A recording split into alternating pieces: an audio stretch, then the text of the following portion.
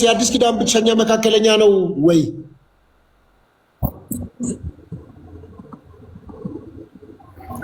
ኢየሱስ ክርስቶስ እንግዲህ መካከለኛ ነው ስንል መጀመሪያ ምን ማለታችን ነው?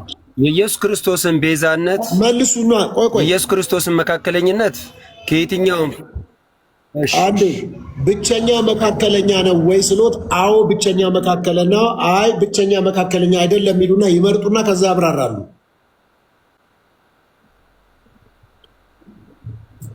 ኢየሱስ ክርስቶስ የአዲስ ኪዳን ብቸኛ መካከለኛ ነው። ብቸኛ ነው፣ ተጨማሪ የለም። ማንም ሊሆንም አይችልም። ስለዚህ ቅድስት ድንግል ማርያም፣ መላእክት፣ ጻድቃን፣ ሰማዕታት መካከለኛ አይደሉም እያሉ ነው። ማንኛውም መካከለኛ ሊሆን አይችልም። ማብራራት ከፈቀድክልኝ ግን በጣም ደስ ብሎኝ ላብራራ እኮ። ያብራራሉ። በጀም ጥያቄ ጠይቃለሽ። አሁን ያብራሩ ይችላሉ። አሁን ለምሳሌ መካከለኛ እሺ፣ ያብራሩ። እየተቆራረጠብኝ ነው። መዝገበ ቃላቱ ላይ ምንድነው የሚለው? መካከለኛ የሚለውን ሲያብራራው በሁለት ወገኖች መካከል ለማስታረቅ የሚቆም በመጽሐፍ ቅዱስ መካከለኝነት በእግዚአብሔር ፊት ለበደለኞች የሚማልድና ከእግዚአብሔር ምሕረትን የሚያስገኝ ነው ይላል። መዝገበ ቃላት ገጽ 43 ላይ ኢዮብ ብሎ ይጠቅሰዋል። አንደኛ ሳሙኤልንም ይጠቅሳል። እንግዲህ ካህናት ነቢያትም በእግዚአብሔር በሕዝብ መካከል የመካከለኝነትን ስራ ይሰሩ ነበርና ይላል። ስለዚህ መካከለኛ እንግዲህ እነ ሙሴንም ሌሎችንም ይልና ወደ ኢየሱስ ክርስቶስ ሲሄድ ግን ምን ይላል? ሙሴ በመካከለኝነት ከኢየሱስ ክርስቶስ ጋር ተነጻጽሮ ነበር ይላል። ሙሴ ከኢየሱስ ክርስቶስ ጋር ተነጻጽሮ ነበር። ኢየሱስ ክርስቶስ የአዲስ ኪዳን መካከለኛ ነው ይልና አንደኛ ዮሐንስ መልእክት ምዕራፍ 1 ቁጥር 17ን ከጠቀሰ በኋላ ዕብራውያን ምዕራፍ 7 25 ከ27 እስከ 28ን ይጠቅሳል። ሌሎችንም ከጠቀሰ በኋላ ኢየሱስ ክርስቶስ የካህናት የነቢያት የሙሴንም መካከለኝነት በመፈጸሙ በእግዚአብሔርና በሰው መካከል ያለ መካከለኛ እርሱ ብቻ ነው ይላል። ይሄ እንግዲህ የመጽሐፍ ቅዱስ ማህበር ያሳተመው ነው። አንደኛ ነገር ኢየሱስ ክርስቶስ መካከለኛ ነው ስንል ምን እያለ ነው? ፍጹም ሰው ፍጹም አምላክ ሆኖ ከራሱ ጋር ያስታረቀን ኢየሱስ ክርስቶስ ነው። አብም መካከለኛ ሆኖ አላስታረቀንም። መንፈስ ቅዱስም መካከለኛ ሆኖ አላስታረቀንም። የሰው ልጆችን በአጠቃላይ መካከለኛ ሆኖ አይደለም የሚያስታርቁን። ስለዚህ ኢየሱስ ክርስቶስ በሞቱ ስላስታረቀን ተዳሷል፣ ተጨብጧል፣ ታይቷል፣ ተነክቷል። ለፍርድ ጲላጦስ ፊትም የቀረበው እሱ ስለሆነ ኢየሱስ ክርስቶስ የሰራውን በዚህ ምድር ላይ የትኛውም ፍጡር ሊሰራው አይችልም። ስለዚህ የኢየሱስ ክርስቶስን መካከለኝነት ስንናገር ከሌላ ከፍጡራን ጋር ማገናኘት የለብንም። ምክንያቱም ኢየሱስ ክርስቶስ በሞቱን ያስታረቀን በልመና አላስታረቀንም። መካከለኛ ነው ስንል እየለመነ ነው እያልን አይደለም፣ ምልጃንም እየጠራን አይደለም። ሁለተኛ ቆሮንቶስ ምዕራፍ 5 ቁጥር 10 ላይ በሞቱ በኩል አስታረቃችሁ ነው የሚለው። ቆላሲያስ 1:20 ላይ ስንሄድ በመስቀሉ ደም ሰላምን አድርጎ ነው የሚለው። ስለዚህ ቤዛነቱን ስናነሳ መካከለኝነቱን ስናነሳ ከምልጃ ጋር የሚያገናኘው ጉዳይ የለም። አመሰግናለሁ ሶፊ፣ ይሄን ይመስላል። በጣም ጥሩ ውድድር ነው። ውድድራችን እንግዲህ ከበድ እያለ ነው። ታብታብ አድርጉት፣ ኮፒ ሊንክ ሼር አድርጉት። ሁለተኛ ጥያቄ ቅድም ወንድማችንን መምህር ለተቃለን የጠየቁት ጥያቄ ነው የምጠይቆት። ሰው ከሞተ በኋላ በፍትሃት ወደ እግዚአብሔር መንግስት ይገባል ወይ? አዎ አይደለም? ወይም ይገባል ወይም አይገባም?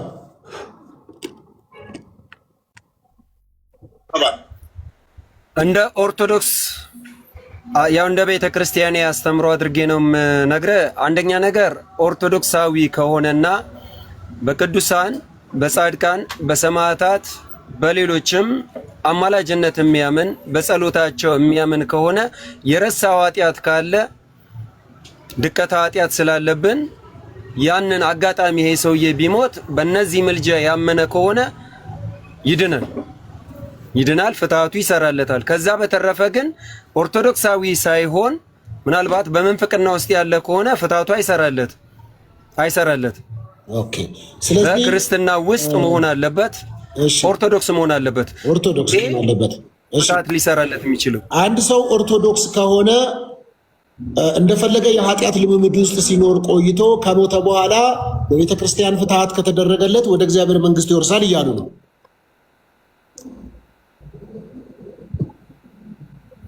አይ ኦርቶዶክሳዊ መሆን ማለት በኃጢአት ምልልስ ውስጥ መመላለስ ማለት አይደለም፣ አይገናኝም።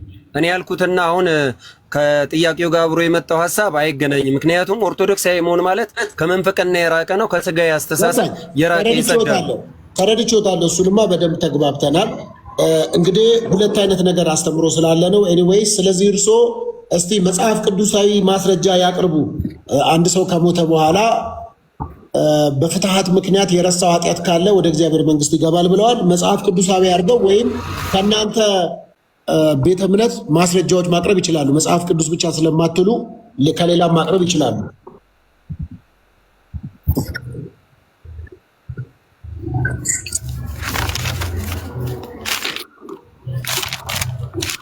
እሺ መልካም።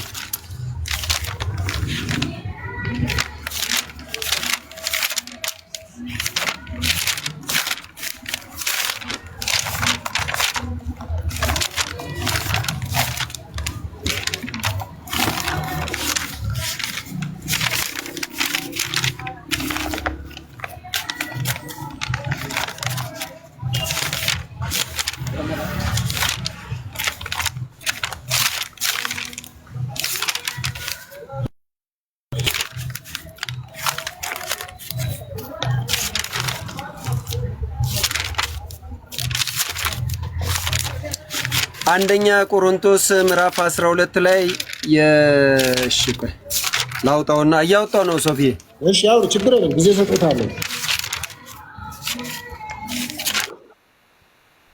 ቢደረግ ፓስተር ሶፊ ታብና ኮፒ ሊንክ ይደረግ። ቤቱ ያው እዚህ ጋር በነፃ ታብ ኮፒ ሊንክ እያደረገን እስቲ 100 እናስገባው። ኮፒ ሊንክ ታቡን ሼር ታብ እናድርግ። ያው እኔ በጣም እየተማርኩ ነው ያለው እዚህ ጋር በእውነት ሶፊ ጌታ ይባርክ፣ ዘመኔ ለምለም። በእውነት እንወዳለን ደግሞ። አሜን አሜን። ቴንክ ዩ።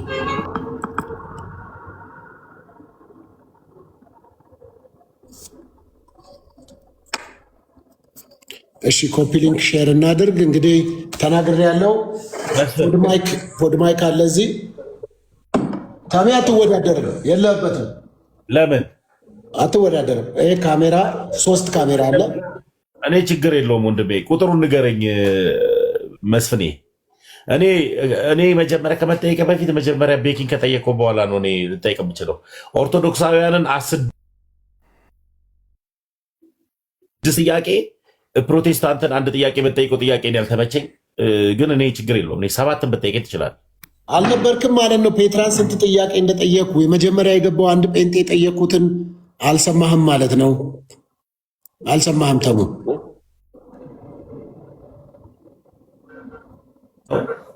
አልነበርክም። አሁን መንቃትህ ነው። አልነቃውም፣ ግን ቤኪንም ብጠይቀው ደስ ይለኛል። ይጠየቃልና ላይጠየቅ ነው እንደዚህ የገባው። ሁሉም ነው እኮ የሚጠየቀው። በቃ መወዳደር የፈለገው ሁሉ ይጠየቃል። እኔ 6 ስልክ እሸልማለሁ ቤኪን መልስ ከመለሰ። አይደለም የእኔ ፕላትፎርም አሁን የእኔ አዲስ የጀመርኩት ጥያቄና መልስ ፕላትፎርም ነው። ይቀጥላል። ማለዳ ሁሌ የሚቀጥል ፕሮግራም ነው ፕሮግራሙ በነገራችን ላይ እና እኔ ማለዳ ምሕረቱ አዲስ የሆነውን አምላክን በምህረት መመላለስ እንጂ በአንተ ጥያቄ እንዴት ጥያቄንና በርታ ሶፊያችን፣ ይህንን ነገር እንዳታቆም እናበረታታለን። አካውንትን እኔ በየቀኑ ነው ኮፒ ሊንክ የማደርገው። ይህንን ነገር በፍጹም እንዳታቆም። ሰው የሚማር ነገር አለ እዚህ ጋር። አሁን ከጠዋቱ እኔ ብዙ ነገር ወስጃለሁ። በእውነት ጌታ ይባርክ። እኔ ልማር እየተማርኩ ነኝ። አብዝቶ ይባርክ። እኔ ኮፒ ሊንክ በየቀኑ ነው ኮፒ ሊንክ የማደርገው አካውንትን። እንደዚህ አይነት ስራ መስራት ከጀመርክ በቃ ሰው እየተማረ ነው፣ እየተማረ እኛም ተባረክ። ኮፒ ሊንክ ሻር ታብ እያደረገን እስካሁን ድረስ እየሰራ አይደለም ማለት ነው። እሺ መስፍኔ መተህ ይሆን? ማቴዎስ ወንጌል ምዕራፍ 10 ቁጥር 8ን እስቲ ያውጣልኝ ሶፊ። መጽሐፍ ቅዱስ ምዕራፍ 10 ቁጥር 8 እስቲ አንብብልኝ። መጽሐፍ ቅዱስ እጄ ላይ ስለሌለ። እሺ ከ7 ጀምሮ በጌታ በኢየሱስ ስም አነበዋለሁ። ሄዳችሁም መንግሥተ ሰማያት ቀርባለች ብላችሁ ስበኩ፣ በሽተኞችን ፈውሱ፣ ሙታንን አስነሱ፣ ለምጻሞችን አንጹ፣ አጋንንትን አስወጡ፣ በነፃ የተቀበላችሁትንም በነፃ ስጡ ይላል።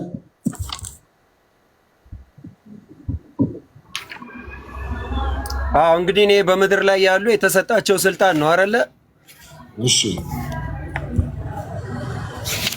ያብራሩት ይሄ ምን ማለት እንደሆነ። ስለዚህ አንዱ ለሌላው የሚጸልይ ይላል። እንደገና ደግሞ አቤት አብራሩት ምን ማለት ነው? ዮሐንስ ወንጌል ምዕራፍ 10 ቁጥር 8 ምን ለማለት ነው? አብራሩት።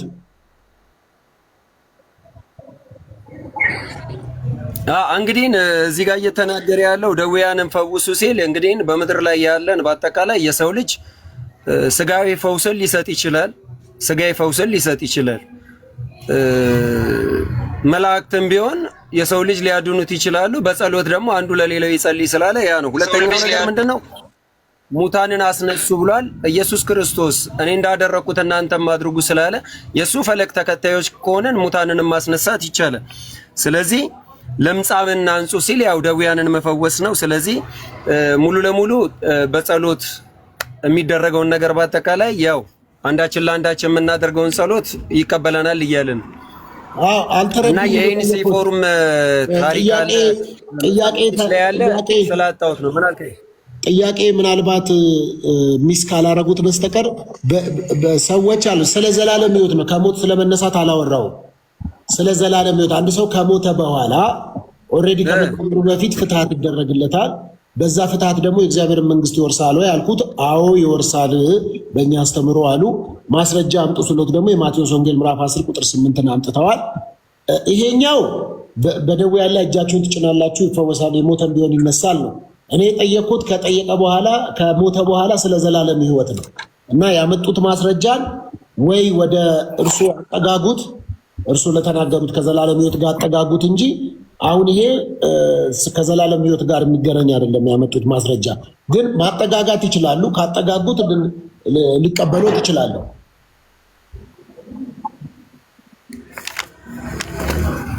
ቆይ የዩኒሴፎሩን ላውጣና እሱ ጋር በግልጽ ስለሚናገር ችግር የለውም። ሁለተኛ ጢሞቴዎስ ላይ መሰለኝ። ቆይ አንዴ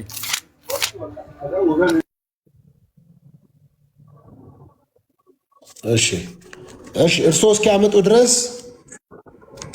እስኪያመጡ ድረስ ለወንድማችን ሙለታ ጥያቄ አቀርብሎታለሁ። እንግዲህ ከዚህ ከመዳን ጋር በተያያዘ አስቀድሞ የተወሰኑ አሉ፣ አስቀድሞ ድህነት ያገኙ አሉ። ከዚህ በኋላ ወንጌል ቢሰበክም ቢነገርም ምንም ጥቅም የለውም ብለው የሚያነሱ ስላሉ አስቀድሞ ለመዳን የተወሰኑ ሰዎች አሉ ብለው ያምላሉ ወይ?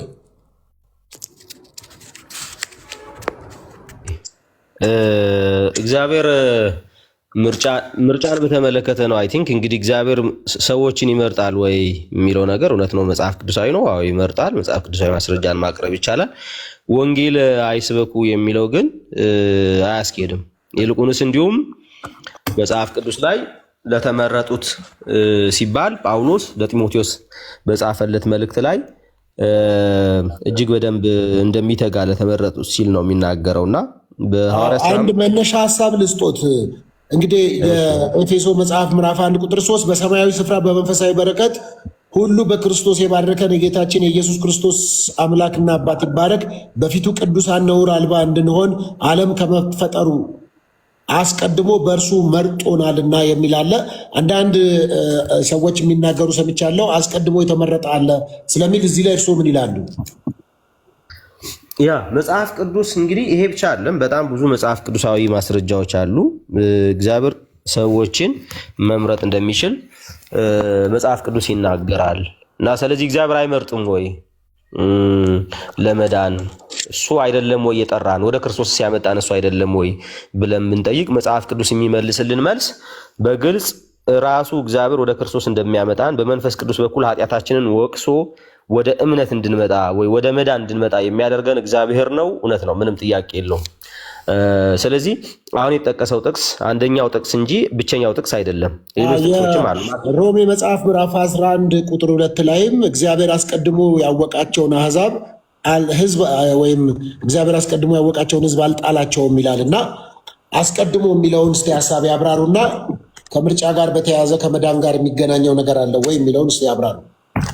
ያ እንግዲህ ሮሜ ምዕራፍ 11 ስለ እስራኤላውያን የሚያወራ ክፍል ነው። ያ ማለት ምንድነው? ያ ማለት ምን መሰሉት? ግልጽ እንዲሆን ኢየሱስ ክርስቶስ በተመረጡ ሰዎች ነው የሞተው ለሁሉም አይደለም የሚል እሳቤዎች ስላሉ እሱን መጀመሪያ ደረጃ ይቀበሉታል። ኢየሱስ ክርስቶስ ለተመረጡ ሰዎች ነው የሞተው። ኦኬ ምንድነው እሱ? በቴዎሎጂካል ተርም ኢየሱስ ክርስቶስ ለሁሉም ሞቱ ለሁሉም የሚበቃ ነው። ሰፊሽንት ፎር ኦል ነው። ኢፊሽንሱ ግን ለማን ነው? ኢፊሽንት የሚሆነው ግን ፎር ዘ ኢሌክትድ ነው። ማለት ለሁሉም የሚበቃ ሞት ነው፣ ለዓለም ሁሉ የሚሆን ሞት ነው። ነገር ግን ዓለም ሁሉ ነው ወይ የሚድነው ከተባለ ዓለም ሁሉ ግን አይደለም የሚድነው። ዓለም ሁሉ ግን አይደለም የሚድነው። ስለዚህ ራሱ ጌታችን ኢየሱስ ክርስቶስ በጎቼ ብለው የሚጠራቸው አሉ። የማያምኑትም ከበጎቹ ስላልሆኑ እንደማያምኑ መጽሐፍ ቅዱስ ራሱ ዮሐንስ ወንጌል ምዕራፍ 10 ላይ እናንተ ከበጎቼ ስለሆናችሁ አታምኑም። ስለዚህ ችግር ለምንድነው የማያምኑት? ከበጎቹ ስላልሆኑ። መጽሐፉን አውጥተን ማየት እንችላለን በማስረጃ ማለት ነው። ስለምንድን ነው ግራ የምታጋባን? ገልጠህ ለምን አትነግረንም? ማለት አንተ ክርስቶስ ኮንክ ገልጠህ ንገረን ብለው ይጠይቁታል። ስለዚህ እኔ በግልጽ ተናግሬያለሁ፣ ግን የማታምኑት ስለምንድን ነው? ከበጎቼ ስላልሆናችሁ ነው ብሎ በጎቹ ግን ድምፁን እንደሚሰሙ እንደሚከተሉት የዘላለም ሕይወት እንደሚሰጣቸው ለዘላለም እንደማይጠፉም ከእጁ ማንም እንደማይነጥቃቸው ይናገራል። እነሱ ግን አያምኑም። ለምን? ከበጎቹ አንዱ ስላልሆኑ። ስለዚህ የክርስቶስ ኢየሱስ ሞት ቅድም እንደተናገርኩት ሰፊሽንት ፎር ኦል ነው። ከዛ ደግሞ ኢፊሽንት ፎር ዘ ኢሌክትድ ማለት ነው። ስለዚህ ግልጽ የሆነ ነገር ነው። ግልጽ የሆነ ነገር ነው። ምን ማለት ነው? ዓለምን ሁሉ ማዳን የሚችል ስራ ነው የተሰራው። በእርግጥ ግን ዓለም ሁሉ ነው ወይ የሚድነው? ዓለም ሁሉ አይድንም። ዓለም ሁሉ እየዳነ እንዳልሆነ በግልጽ ተናግረናል። ስለዚህ እየዳኑ ያሉት ግን በጎቹ ናቸው። ይሄ ግልጽ በሆነ መጽሐፍ ቅዱስ ውስጥ የተቀመጠ ነገር ነው። ማስረጃ አውጥተን ማየት እንችላለን ማለት ነው። ስለዚህ ቅድም የተነሳውም ሮሜ ምዕራፍ 10 ላይ ያለውን አውጥተን ሮሜ ምዕራፍ 11 ላይ ያለውንም አውጥተን ማየት እንችላለን። ሮሜ 11 ላይ ምንድነው የሚለውን ስላነሳው ማለት ነው። ስላነሳው ምንድነው የሚለውን ላንብበው። እንግዲህ እግዚአብሔር አዲሱ መደበኛ ትርጉም ነው ማነበው፣ ወይም ያኛውንም ማንበብ እችላለሁ። የ1954ቱን ማለት ነው። ምናልባት ለሁሉም ሰው ከሆነ ያኛውን ባነበው ይሻላል። የድሮውን ላምጣውና የቀድሞ የ1954ቱን እሱን ላንብብላችሁ። ስለዚህ የእርስዎ በቀጥታ ጥያቄ ኢየሱስ ክርስቶስ ለዓለም ሁሉ ሞቷል ወይስ ለተመረጡት? አዎ እሱን ነው እየመለስኩ ያለሁት። ኢየሱስ ክርስቶስ ለዓለም ሁሉ ሞቷል ብለን ልንል እንችላለን። ለዓለም ሁሉ ሞቷል ማለት ምን ማለት ነው? አይደለም። እኔ ጥያቄውን ይመልሱልኝ። ልንል እንችላለን የሚለውን ተዉትና ኢየሱስ ክርስቶስ ለተመረጡት ሞቷል ወይስ ለሁሉ ሞቷል እኮ እያልኩ ነው እኮ። ለዓለም ሁሉ ምን ማለት ነው? ተርሙን ነው እሱን ነው ኤክስፕሌን የምናደርገው። መጀመሪያ መርጣ እርሶ ጥያቄውን መጀመሪያ ይመልሳሉ። ኢየሱስ ክርስቶስ ለዓለም ነው የሞተው ወይስ ለተመረጡት ነው ስሎት፣ አዎ ለተመረጡት ነው፣ አዎ ለዓለም ነው የሞተው ይሉና ከዛ በኋላ ያብራራሉ። ኦኬ እሺ፣ ያው ኢየሱስ ለዓለም ሞቷል። ለዓለም ሞቷል ማለት ምን ማለት ነው ግን ነው? ኢየሱስ ለዓለም ሞቷል። ለዓለም ሞተ ማለት ዲፋይን የምናደርገው እያንዳንዱን ሰው በኢየሱስ ሞት በኩል እያንዳንዱ ሰው ይድናል ወይ እያንዳንዱ ሰው ወደ መዳን ይደርሳል ግን ማለት አይደለም ነው። አሁን ለዓለም ሁሉ ነው የሞተው፣ ምንም ጥያቄ የለውም። ለዓለም ሁሉ ነው የሞተው፣ ግን ዓለሙን ሲል ኤቭሪ ኢንዲቪጁዋል ይድናል ማለት ግን አይደለም ነው በግልጽ ቋንቋ። ምን ማለት ነው የሚለውን ነገር እሱን ደግሞ አብራራለሁ። አሁን አንተ የጠቀስከውን ሮሜ ስለጠቀስክ ሮሜን ላብራራ። ሮሜ ምዕራፍ 11 ምንድን ነው የሚለው? ይኸው እንደዚህ ይላል። እንግዲህ እግዚአብሔር ሕዝቡን ጣላቸውን ቁጥር 1 ጀምሮ ማለት ነው እላለሁ አይደለም፣ እኔ ደግሞ እስራኤላዊ ከአብርሃም ዘር ከቢንያም ወገን ነኝና። እግዚአብሔር ሕዝቡን ጣላቸው ሲባል እስራኤላውያን ሙሉ ለሙሉ ጠፍተዋል ማለት ነው ወይ? ጠፍተዋል ማለት አይደለም። 9 ላይ እንግዲህ ዘር አስቀርቶልናል። አንዳንድ ሰዎች ዘር አስቀረ ሲባል ለሌላ አካል ይሰጣሉ። ዘር አስቀረ ሲል ግን ምን ማለት እንደሆነ ግልጽ ነውና እስራኤላውያን ሙሉ ለሙሉ እንደማይጠፉ ነው። እግዚአብሔር አስቀድሞ ያወቃቸውን ሕዝቡን አልጣላቸውም። መጽሐፍ ኤልያስን በተጻፈው የሚለውን እግዚአብሔር ፊት እስራኤልን እንዴት እንደሚከስ አታውቁምን? ጌታ ሆይ ነቢያትህን ገደሉ፣ መሠዊያህንም አፈረሱ፣ እኔም ብቻ የቀረው ነፍሴን ይሿታል። ነገር ግን አምላካዊ መልስ ምን አለው? ለኤልያስ ለበዓል ያልሰገዱት 7000 ሰዎች ለእኔ አስቀርቻለሁ። እንግዲህ እግዚአብሔር ነው አስቀርቻለሁ እያለ ያለው ቀርተውልኛል አይደለም ያለው። እንደዚሁም በአሁኑ ዘመን ደግሞ በጸጋ የተመረጡ ቅሬታዎች አሉ አለ። ከእስራኤል ወገን ነው በጸጋ የተመረጡ ቅሬታዎች አሉ እያለ ያለው እስራኤላውያን ማለት ነው። እስራኤላውያን በጸጋ የተመረጡ ቅሬታዎች አሉ አለና ከዛ ምን አለ? በጸጋ ከሆነ ግን ከስራ መሆኑ ቀርቷል፣ ጸጋ ያለበለዚያ ጸጋ መሆኑ ቀርቷል ይልና እንዲሁ ምንድነው እስራኤል የሚፈልጉት አላገኙትም አለ። ታዲያ እነማን ያገኙት? የተመረጡት ግን አገኙት። የሚፈልጉት አላገኙትም፣ የተመረጡት ግን አገኙት። ሌሎቹ ምን አሉ? ደነዘዙ። እንዲሁም አይኖቻቸው እንዳያዩ ጆሮቻቸው እንዳይሰሙ እግዚአብሔር የእንቅልፍን መንፈስ እስከዛሬ ድረስ ሰጣቸው ተብሎ ተጽፏልና ብሎ ዳዊትም ያለው ይናገራል። ስለዚህ ከእስራኤላውያን ወገን ሙሉ ለሙሉ አልጠፉም፣ ሙሉ ለሙሉ ደግሞ ሁሉም አይድኑም። ለምንድነው ሁሉም የማይድኑት? መጽሐፉ ሲናገር ለምንድነው ሁሉም የማይድኑት? መዳን እየፈለጉ መዳን እኮ ይፈልጋሉ። እንግዲህ ምንድነው እስራኤልን የሚፈልጉት አላገኙትም ማለት የሚፈልጓሉ ግን አላገኙ። ለምንድነው ያላገኙት? እንቅልፍ ተልኮባቸዋል፣ ደንዝዘዋል። ያገኙት ግን የተመረጡት ግን አግኝተዋል። በጸጋ የተመረጡ ቅሬታዎች ማለት ነው። በጸጋ ከተመረጡ ቅሬታዎች መካከል አንዱ ጳውሎስ ነው። ጳውሎስ ኢየሱስ ክርስቶስ አሳዳጅ ነበረ። ጌታ በመሃል ገብቶ ጠራው ማለት። ስለዚህ እግዚአብሔር መራጭ ነው። ያው አይመርጥም የሚባለውን እግዚአብሔር እውነት ለመናገር አንዳንድ ጊዜ ራሳችን የምንስለው እግዚአብሔር ነው። አይመርጥም፣ እሱ አይደለም የሚጠራን፣ እሱ አይደለም ወደ መንግስቱ የጠራን፣ እሱ አይደለም ወደ ልጁ ፍቅር መንግስት ያፈለሰን፣ እሱ አይደለም የሰራው፣ እኛ ራሳችን ነው መርጠነው የመጣ ነው፣ እግዚአብሔር አልመረጠንም የሚሉ ሰዎች ካሉ መብታቸው ነው። እኔ ግን እግዚአብሔር መርጦኝ፣ እግዚአብሔር ጠርቶኝ እኔንም እነ ጳውሎስንም ከእስራኤላውያን ወገኖችንም ቅሬታዎች የተባሉት የተመረጡት ናቸው፣ እግዚአብሔር የመረጣቸው ናቸው። ስለዚህ እኔ የማውቀው እግዚአብሔር መጽሐፍ ቅዱሳዊ እግዚአብሔር የሚመርጥ እግዚአብሔር ነው፣ የሚመርጥ እግዚአብሔር ነው፣ መራጭ እግዚአብሔር ነው። ወደ ልጁ ወደ ክርስቶስ ኢየሱስ በመንፈስ ቅዱስ በኩል ወቅሶ ወደዛ ህብረት ወደዛ መንግስት የሚጠራ እግዚአብሔር የሚመርጥ እግዚአብሔር ነው። ስለዚህ አይመርጥም፣ እኛ አልመረጠንም፣ እኛ መርጠነው ነው እንጂ ያሉ ሰዎች እንግዲህ እነሱ እንደመረጡት እነሱ ይናገሩ። እኔ ግን የተመረጥኩ ሰው ላይ እግዚአብሔር መርጦኛል። ቴንክ ዩ። ጥሩ። ስለዚህ የሮሜ መጽሐፍ ምዕራፍ 8 ቁጥር 28 እና 29 ላይ እግዚአብሔርን ለሚወዱትና እንደ ሐሳቡ ለተጠሩት ነገር ሁሉ ተያይዞ ለበጎ እንዲደረግ እናውቃለን ይላል። እግዚአብሔር ይላል እዚህ ጋር እንዲመጡልኝ ነው። እግዚአብሔር አስቀድሞ ያወቃቸውን የልጁን መልክ እንዲመስሉ አስቀድሞ ወሰናቸው ይላል። ምን ማለት ነው ይሄ ቃል? እስቲ ያብራሩት። ግልጽ ነው። ምንድነው የሚለው ይሄ ቃል? እግዚአብሔር ክርስቶስን ይመስሉ ዘንድ ጥቅሱን ቃል በቃል አንብቦና ምንድነው የሚለው? እንደዚህ ይላል፣ ልጁ በብዙ ወንድሞች መካከል በኩር ይሆን ዘንድ አስቀድሞ ያወቃቸውን የልጁን መልክ እንዲመስሉ አስቀድሞ ወስኗል። አስቀድሞ የወሰናቸው እነዚህ ደግሞ ጠራቸው፣ የጠራቸው እነዚህ ደግሞ አጸደቃቸው፣ አጸደቃቸው እነዚህን ደግሞ አከበራቸው ይላል። ስለዚህ እነዚህ የወሰናቸውን ማለትም የጠራቸው የተባሉትን እነዚሁ እነሱ ራሱ እንዳጸደቀ፣ እነዚሁ ራሱ ምን እንዳደረገ፣ እነዚሁ ራሱ እንዳከበረ፣ እነዚሁ ራሱ እስከ ፍጻሜ እንዳጸና ነው የሚናገረው። ይሄ ባይዘው ምርጫ ነው ብቻ ሳይሆን የሚያወራው ስለ ኢተርናል ሴኪሪቲንም ጭምር የሚያወራ ጥቅስ ነው ማለት ነው። ኢተርናል ሴኪሪቲ ማለት እግዚአብሔር ካመጣህ አንተ በምንም አይነት መንገድ ልትወጣ እንደማችልም የሚናገር ጥቅስ ነው። እንግዲህ በእርግጥ ጥያቄው እሱ አይደለም። ስለዚህ እግዚአብሔር አስቀድሞ ወስኗል ምን እንዲሉ? የልጁን መልክ እንዲመስሉ። እነማንን? የጠራቸውን እነዚሁ ወስኗል የልጁን መልክ እንዲመስሉ። እነዚሁ የጠራቸውን ምን አድርጓቸዋል? እግዚአብሔር አጽድቋቸዋል። የጠራቸውን ነው ያጸደቀው።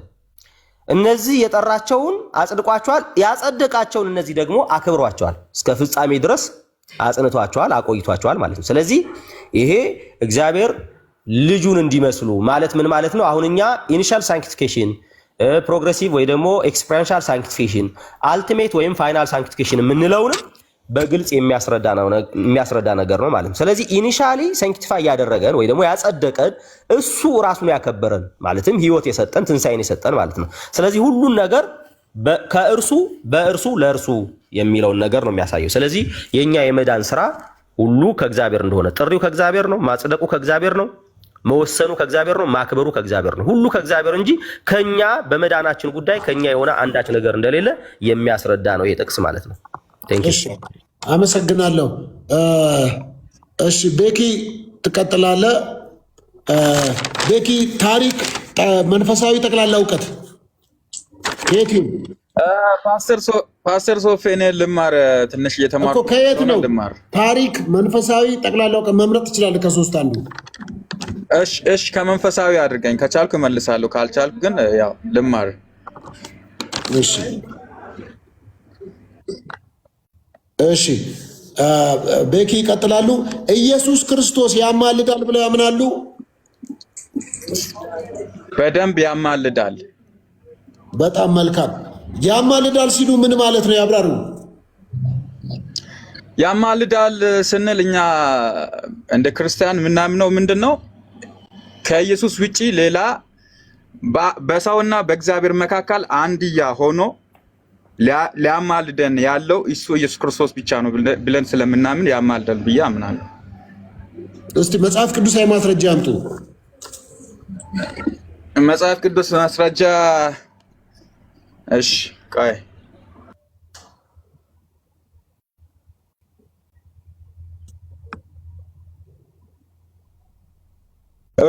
ሶፊ ሮሜ መጽሐፍ ቅዱስ አላስቆም ስራ ቦታ ስለሆንኩ ሮሜ 8:34 እሺ ሮሜ 8:34 ቀጥሉ። ሮሜ 8:34 ሮሜ 8:34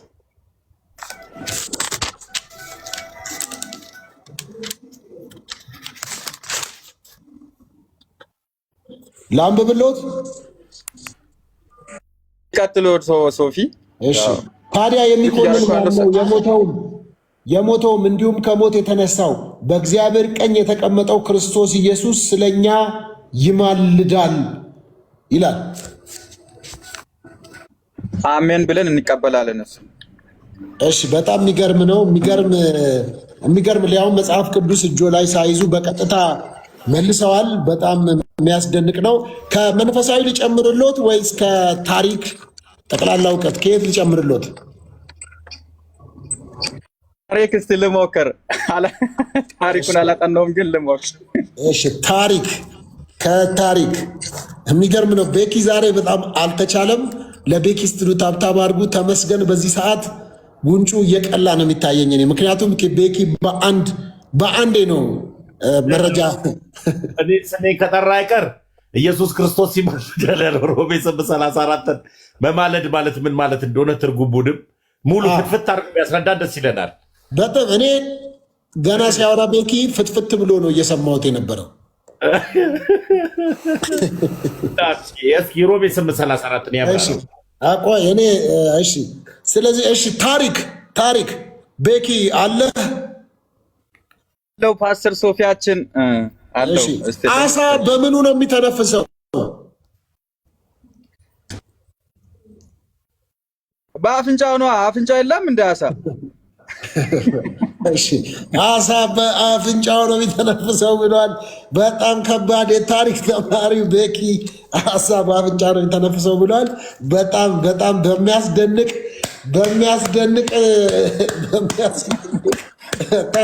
ዛሬ ተመስገንን አሳፍረኸዋል። በጣም በሚደንቅ ሁኔታ ነው ቤኪ። የአንተ እውቀት እጅግ ከባድ ነው ቤኪ እና ተመስገን እንግዲህ ምንም ማድረግ አይቻልም። ቤኪ የአሳውንማ ካላወቅ አላወቅም ብለህ አስረዳኝ። ሶፊዬ ደህና ነህ? ታላቁ እንዴት ነው? ኬኩ ታላቁ ኬኩ እንዴት ነህ በለኝ። ሰላም አትሉኝም እንዴ? ምንድን ነው ሶፊዬ? ሰላም ብለናል። ዛሬ ያው ጥያቄና መልስ ዝም ብዬ ነው የምማረው። ቁጭ ብዬ ዝም ብዬ መማር ብቻ ነው። ተማሪ ነኝ። ይሁን እሺ። መስፍኔም ስለመጣ አይ ቲንክ ሀሳቡን በደንብ አደራጅቶ ነው የመጣው ይመስለኛል። መስፍኔ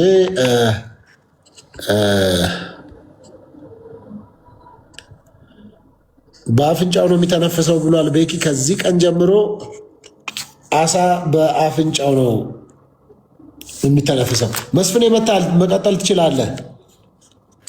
እንግዲህ ሁለተኛ ጢሞቴዎስ ምዕራፍ 1 ቁጥር 16 ላይ ኤኒሲፎሩ ቅዱስ ጳውሎስ በታሰረ ሰዓት ጠይቆታል። ይሄንን ታሳቢ አድርጎ እዚህ ጋር ጽፎ እንግዲህ ኤኒሲፎሩ በሌለበት ቅዱስ ጳውሎስ ጸሎት እንዳደረገለት ይናገራል። ስለዚህ ቤተክርስቲያናችን አንደኛ በሐዋርያትና በነቢያት ትምህርት ላይ የተመሰረተች ነች። ሁለተኛ ደግሞ እንደ አስፈላጊነቱ ትንቢተ ዘካርያስ ምዕራፍ 1 ቁጥር 12ም እንግዲህ መላእክት መጥቶ ይህን ነገር አቤቱ የሰራዊት ጌታ ሆይ እነዚህ 70 ዓመት የተቆጣቸውን ኢየሩሳሌምን ይሁዳን ከተሞች የማትመራቸው እስከ መቼ ነው በማለት እንግዲህ እንደዚህ አይነት ነገር ፍትሐት ማለት ጸሎት ነው። ከጸሎት ውጪ የዘለለ ትርጉም የለውም። ስለዚህ አንዳችን ለአንዳችን እንድንጸልይም የተፈቀደ ነገር ነው። ስለዚህ ቤተክርስቲያናችን ይህን መነሻ አድርጋ ጸሎት ፍትሐት ታደርጋለች ማለት የዘላለምን ሕይወት አንድ ሰው የክርስቶስ ስጋና ደምን ገንዘቡ ሳያደርግ ይድናል ብላ አይደለም። ራሱን ላጠፋ ፍትሐት አይደረግም። አውቆ ለሚያደርግ ፍትሐት አይደረግም። ብዙ ፍትሐት የማይደረግባቸው ነገሮች አሉ። ስለዚህ ከዚህ ጋር መነሻ በማድረግ እንግዲህ ፍትሐት ቤተክርስቲያናችን ታደርጋለች ማለት ነው። ቅድም በነገርኩ ላይ ተጨማሪ ሆኖ ማለት ነው። እንግዲህ መስፍኔ ምን አለ መሰሎት እኔ ጠየቅኩት፣ አንድ ሰው በኃጢአት የተጨማለቀ ሰው ህይወቱ ክርስቲያናዊ ሳይሆን ነገር ግን ኦርቶዶክስ ስለሆነ ብቻ ፍትሐት ተደርጎለት ይድናል እያሉ ነው። እርሱ ይሄ አይደለም ጥያቄው። ሶፊ ረስተዋል ማለት ነው። የጠየቀኝ ይሄ አይደለም ጥያቄው። ይሄ ነው ጥያቄ። ጥያቄው አይደለም። ጥያቄውን ላስተካክልና ማለት ልንገርህ። ይሄን የጠየቀው እኔን አይደለም። ይሄን ልደትን የጠየቀው እኔ ስጠይቅ እንዲህ ብለህ አይደለም። ልደትን የጠየኩትን ጥያቄ ራሱን ነው እርሶ ነው የጠየቁት። አሁን ልጠይቆት ድጋሚ በቃ የቅድሙ ይቅርሽ። መልካም። አንድ ሰው ከሞተ በኋላ በፍትሐት ቤተክርስቲያን ፍትሐት ስለተደረገለት የእግዚአብሔርን መንግስት ይወርሳል ወይ? ምን አይነት ሰው? ለምሳሌ አንድ ኦርቶዶክሳዊ ሰው ለምሳሌ ያው ሌላ ሰው አይደለም። ቅድምም እርሶ ለይተው ተናግረዋል። ከኦርቶዶክሳዊ የሆነ ሰው የቤተክርስቲያን አባል የሆነ የቤተክርስቲያን ልጅ የሆነ እኮ ይሄን እኮ አስረድቻለሁ። አንደኛ ነገር ፍትሐት የሚደረግበት ጸሎት ነው ብያለሁ። ያ ጸሎት የሚደረግበት ጥያቄውን ብቻ መልሱልኝ መጀመሪያ። አዎ የእግዚአብሔርን መንግስት ይወርሳል ወይም ደግሞ በፍትሐት የእግዚአብሔርን መንግስት አይወርስም የሚለውን መልሱልኝ። ማስተካከል ይችላሉ። ፍትሐት ማለት የሚያግዘን ነገር እንጂ ያለ ኢየሱስ ክርስቶስ ስጋና ደም የዘላለምን ሕይወት የትኛውም ነገር ያሰጣል ብለን እኛ እናምን። አንደኛ የሰውየው ማንነት ይወስናል። አንድ መልሱልኝ። አንድ ሰው ፍትሐት በፍትሐት ብቻ ቆይ አዳምጠኝ ሶፊ አዳምጠኛ። በፍትሐት ብቻ የትኛውም ሰው የዘላለምን ሕይወት አይወርስም። ቆይሽ የኢየሱስ ክርስቶስ ስጋና ደም የዘላለምን ሕይወት ያስወርሰናል። ግን ኃጢአት ካለ ላብራራ ያብራራሉ። ልደትም ላብራራ አይደለም መስፍኔ፣ አንዴ ይመልሱ ልጠይቆትና ነው የሚመልሱልኝ። የሚመልሱልኝም በዚህ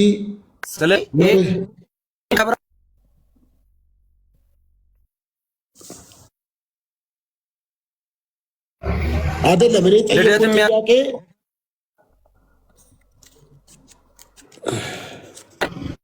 አንድ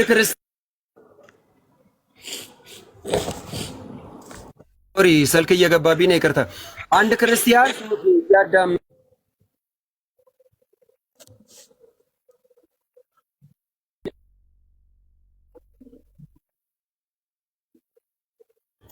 ፍትሐት የሚጠቅመው የረሳው ኃጢአት ካለ፣ ከዛ በዘለለ ግን ሰው እየገደለ እየዘሞተ ኃጢአት እየሰራ ሺህ ጊዜ ፍትሐት ቢደረግለት አውቆ ለሰራው ኃጢአት በፍጹም አይሆንም።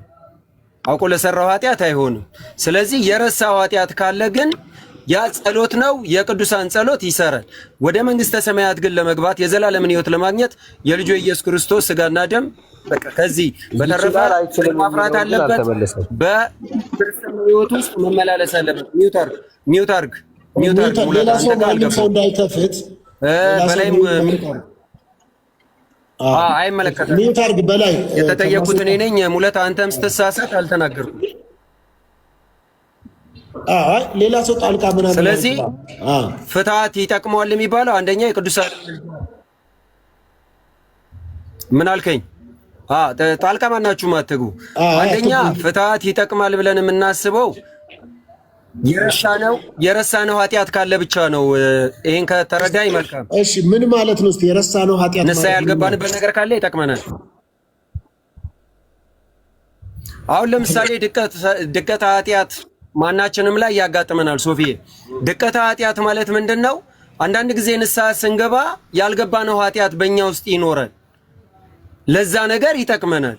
ፍትሐት የሚባለው አውቀን በስህተት ሳናቅ በድፍረት የሰራነውን ኃጢአት በአጠቃላይ በቤተ ክርስቲያናችን ጸሎት የኃጢአት ስርየት እናገኛለን። ንስሐ በምንገባ ሰዓት አውቀንም ሳናቅም ያ የቆየው ውስጣችን ላይ ያለ የረሳነው ኃጢአት ካለ መግባት ከፍርሃት ሳይሆን በመርሳት ስለሆነ ያንን ነገር እንግዲህ በአባቶች በቅዱሳን ጸሎት በፍትሐት እግዚአብሔር አምላክ ይቅር ይለናል። ከዛ በተረፈ ግን ኃጢአት እየሰራ ዝሙት እየሰራ የተለያየ ነገር እያደረክ ፍትሐት ይሰራላል ይጠቅማል ብላ ቤተክርስቲያናችን አታስተምርም። ምናልባት የምንፍቅናው ዓለም የሚጠቀምበት እንጂ ቤተክርስቲያናችን እንደዚህ አይነት አስተምሮ የላትም። መናፍቃኖች ግን ይላሉ። እነሱ ይበሉ ምንም ይበሉ፣ እነሱን ተዋቸው። የኛን እንትን ነው። እሺ አሁን አንድ ጥያቄ ብቻ ነው የጠየቅኩህ አይደለ መስፍኔ? ሁለት መካከለኛ የሚልና ይሄን ሁለተኛ ጠየቀኝ። መካከለኛ የሚለው የሙላታን ጠየቀኝ፣ ሁለተኛ ይሄን ጠየቀኝ። በጣም ጥሩ። እሺ እዚህ ላይ ግን አሁን በቀጥታ ነጥብ የሚያሰጠው ጥያቄ ሰው በፍትሐት ወደ እግዚአብሔር መንግስት ይገባል ወይስ አይገባም? አዎ ይገባል ወይም አይገባም? መልስ፣ ቀጥታ መልስ። የሰውየው ሁኔታ ይወስነዋል እኮ አልኩ። ራሱን ታንቆ ቢሞታው ለምሳሌ ፍትሐት አይደረግም። በተለያየ ምክንያት ከሆነ የማይደረግበት አለ፣ የሚደረግበት አለ። ስለዚህ ቅድም እኮ ነገርኩ፣ አስረግጬ ነገርኩ። የረሳነው ኃጢአት ካለ ያግዘናል። አሁን ለምሳሌ ሁለተኛ ዮሐንስ መልእክት ምዕራፍ 1 ቁጥር 5 ላይ እመቤቴ ሆይ እርስ በርሳችን እንዋደድ ዘንድ እለምንሻለሁ ይላል። ኦኬ አሁን ለምሳሌ እሺ ተረድቼ አሁን አግኝቻለሁ። እሺ የሞተው ሰውዬ ኃጢአት ከረሳ ነው ፍትሐቱ የሚያግዘው?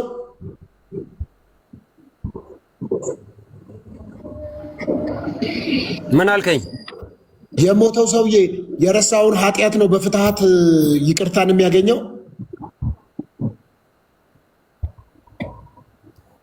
አዎ ከመርሳት ስለሆነ በቃ እንደዚህ አይነት ነገር አንደኛ በቅዱሳን ምልጃ ካመነ ተቀብያለሁ።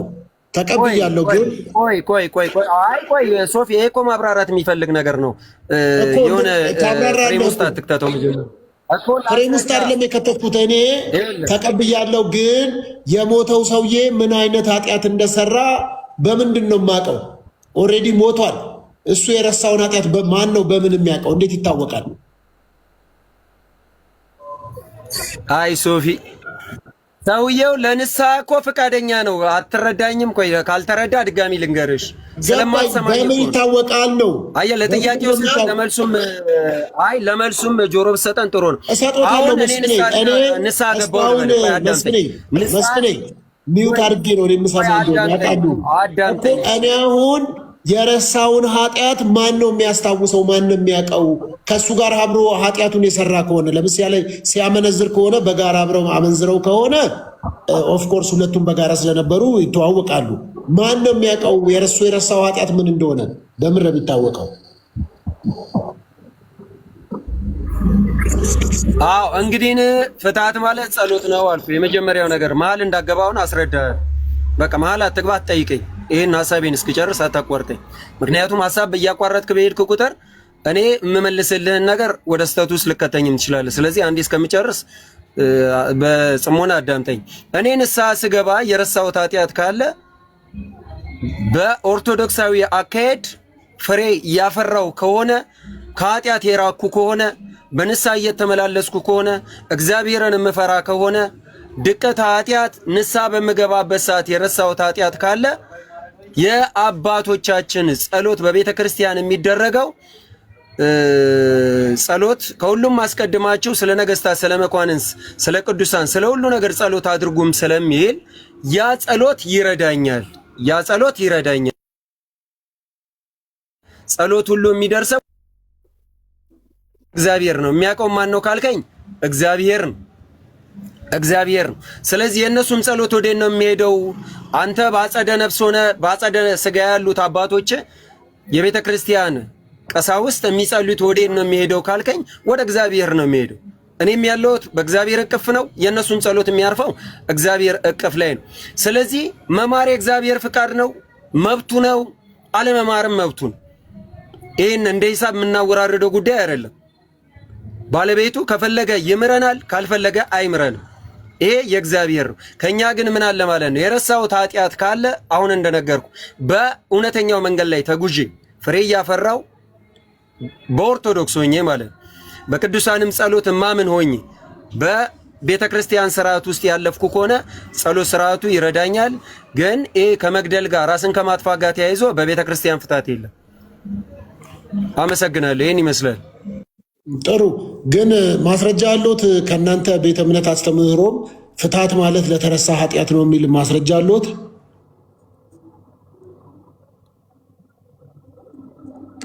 የሄኒሲፎሩን እኮ ቅድም ነገርኩ። እሱ በእስር ቤት የገለጠው ጳውሎስ አቤት አትረብሻ የሚታርገው ቢኒያ ለሄኒሲፎሩ ሶፊዬ ቅዱስ ጳውሎስ ጸሎትን አድርጎለታል። ከዛ መነሻ አድርገን እኛም ደግሞ መሰረታችን በሐዋርያትና በነቢያት እንጂ እንግዳ በሆነ ትምህርት ስላይደለ የተቀበልነው እንጂ አዲስ የምናመጣው ነገር የለም። ስለዚህ መጽሐፍ ቅዱሳዊ ነው፣ እንቀበለዋለን። ያንን ነው የምናራምደው። መጽሐፍ ቅዱሳዊም ከሆነ ፍትሃት ለተረሳ ኃጢአት ይሰራል የሚል ከኢትዮጵያ ኦርቶዶክስ ቤተክርስቲያን አስተምህሮ ወይም ከመጽሐፍ ቅዱስ ነው ያልኩት ማስረጃ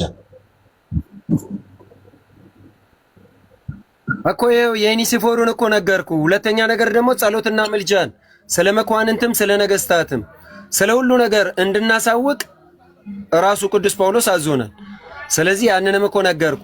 ስለዚህ ከዚህ በመነሳት ኖርማሊ ቤተክርስቲያናችን የሐዋርያትና የነቢያት መሰረት ያለባት እንጂ እንግዳ ትምህርት ተቀባይ አይደለችም። ስለዚህ ይሄንን መሰረት አድርገን ነው የምንቀበለው። እሺ የሄኒሲፎሩ እኮ ራሱ በቂ ነው። ሌላ ባልሰጠን በቂ ነው። እሺ በቃ ችግር የለም።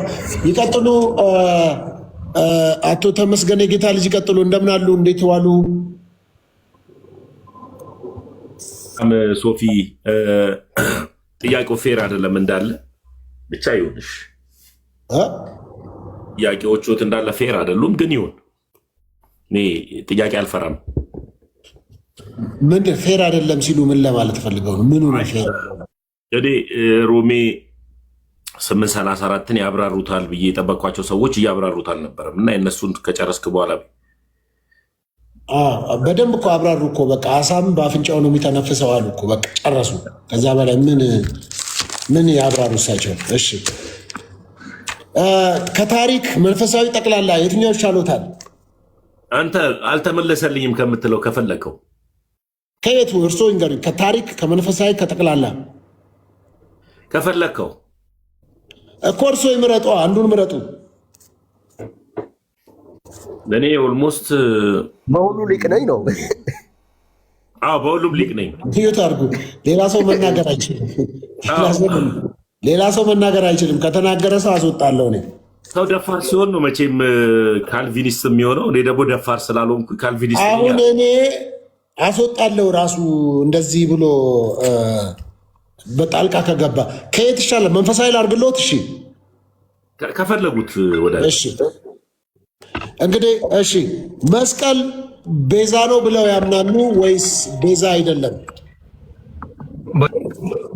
ማለት መስቀል ቤዛ ነው ወይስ የትኛው መስቀል? መስቀል ኢየሱስ ክርስቶስ የተሰቀለበት መስቀል። እንኳን ክርስቶስ ኢየሱስ የተሰቀለበት የተባረከው ቅዱሱ እንጨት አይደለም ገንዘብን ቤዛ ነው ብዬ ተቀብያለሁ።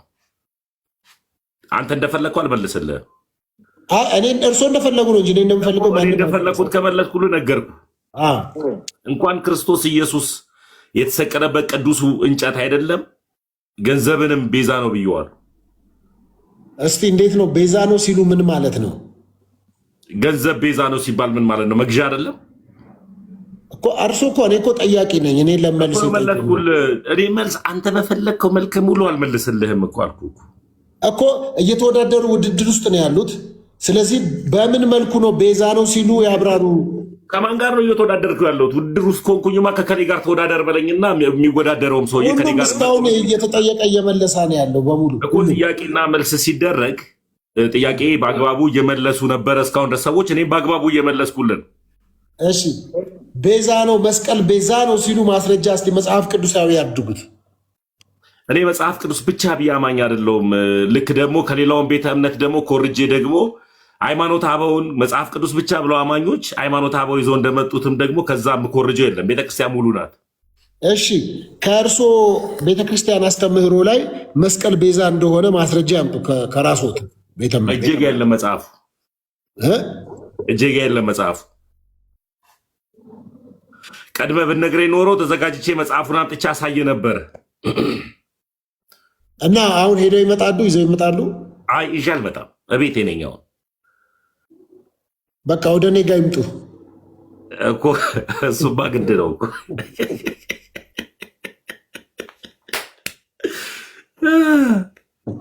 እመጣለሁ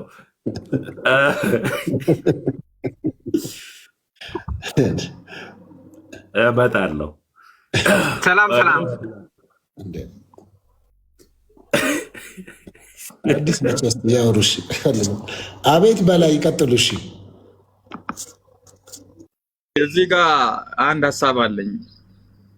እኔ ባላወኩትም ነገር ያው በመላም ቢሆን የአሳንም ነገር ለመመለስ ሞክሬያለሁ። የተጠየቀውን ጥያቄ ለምን አይመልስም? ተመስገን የጌታ ልጅ ለትዕቢት ነው የገባው። እዚህ ሁሉ ሰው እየተጠየቀ ነው። ያላወቀውንም ቢመልስ ምን ችግር አለ? ያው መጽሐፉን አልያዝኩም አሁን ስላሉ ነው። እሺ በላይ ይቀጥሉ። በላይ ገብቶብኝ ነው። እሺ ችግር የለም። ሰላም ሰላም። ፓስተር ሶፊ ደህና ነህ? እንደምናችሁ ሁላችሁም እዚህ ያላችሁ? ጤና ይስጥልን። ሰላም ሰላም። አሜን። እግዚአብሔር ይመስገን። አይ ቆንጆ እየሰማሁ ነበረ። ፍትሐት ያድናል ወይ መንግስተ ሰማያት ያስወርሳል ወይ እያልክ እየመለሰልህ ነበረ በወንድማችን እና እኔ እሱን መልስልሃለሁ። እኔ ደግሞ አንድ ጥያቄ ጠይቅና አዎን ወይም አይደለም ትለኛለህ። እኔ መልስልሃለሁ ያን ጥያቄ። ፕላትፎርሙ ኦርቶዶክስ ነኝ። መልካም አይን ከየትም ይሁኑ ችግር የለም። ዛሬ እዚህ የሚገባው ኦርቶዶክስ፣ ጴንጤ፣ ሙስሊም ሰው ነው እየጠየቅን ያለ ነው። ጠቅላላ እውቀት አለ፣ ታሪክ አለ፣ ከዛ ደግሞ መንፈሳዊ አለ። ከሱ ነው እየጠየቅን ያለ ነው። እንግዲህ እርስዎ መስፍኔ የመለሰውን ጥያቄ እኔም መመለስ እፈልጋለሁ ካሉ ሰው ከሞተ በኋላ በፍትሐት የእግዚአብሔርን መንግስት ይወርሳል የሚል ጥያቄ መመለስ እፈልጋለሁ ብለዋል። መመለስ ይችላሉ? አዎ፣ ሰው ከሞተ በኋላ የእግዚአብሔር መንግስት በፍትሐት መውረስ አይችልም። የሚችለው ተናግሯል። ስጋው ደግሞ በመቀበል ነው ሚዳነው የጌታ ስጋና ደሙ በመቀበል ነው። ይሄ ምንድነው? ፍትሐት ምንድነው? ቸርሞኒ ነው። አንድ ላይ ሆነ የምትጸልየው ጸሎት ብሎሃል ራሱ ልጁ ማለት ነው። በጸሎት ነው አንድ ላይ ሆነ በመንፈስ የምትገናኘው። በስጋ እንደምትገናኘው ሁሉ በመንፈስ ቅዱስ ደግሞ ተገናኝተህ ትነጋገራለህ። እግዚአብሔር ነው የሚመሰገነው በዛ በፍትሐቱ ዘንድ። ስለዚህ እግዚአብሔርን እያመሰገንክ ነው ያለው እንጂ በፍትሐት ስለፈታ የእግዚአብሔር መንግስት ይወርሳል ማለት አይደለም። የእግዚአብሔር መንግስት የሚወረሰው የጌታ ስጋና ደም ስትቀበል ብቻ ነው። ይሄ ነው። እኔ ደግሞ አንድ ጥያቄም ጠይቅህ፣ አዎን ወይም አይደለም በለኝ። ተቆራርጠዋል። በላይ አይሰማም ነበረ? አይሰማም። ተቆራርጠዋል። የመለስኩት አልሰማኸውም? የመለሱትን ሰምቻለሁ። ሊጠይቁ ያሉትን ግን ተቆራረጡ። እኔ የምጠይቅህ ደግሞ ትመልስልኛለህ።